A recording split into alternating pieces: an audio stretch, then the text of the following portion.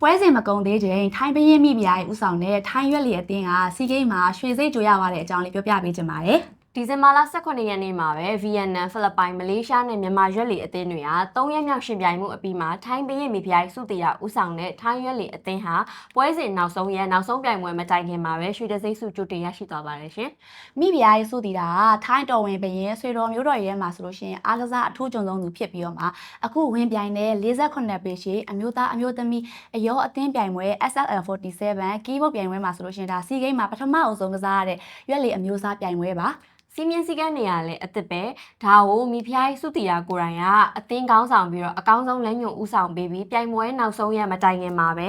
အမှတ်ဖြတ်နိုင်ခဲ့လို့တရားဝင်မကြေညာသေးပဲနဲ့ရွှေတံဆိပ်ဆုရရှိသွားတာပဲဖြစ်ပါတယ်ချွန်မူရီခရိုင်ရဲ့စက်တာဟဲအရက်အိုရှင်မာရီနာရွက်လီကလပ်ထိုင်းပင်လယ်ကွေ့မှာဆိုလို့ရှိရင်ဒီပြိုင်ပွဲတတိယနေ့ရှင်ပြိုင်တော့ပွဲစဉ်6မှာမလေးရှားနောက်18စက္ကန့်နောက်ကျပြီးမှထိုင်းအသင်းကပန်းဝင်ခဲ့ပါတယ်။ဒါပေမဲ့ပွဲစဉ်ခွန်မှာတော့မိဖုရားကြီးဦးဆောင်တဲ့ထိုင်းရွက်လီအသင်းကပထမနေရာနဲ့ပန်းဝင်နိုင်ခဲ့ပါတယ်။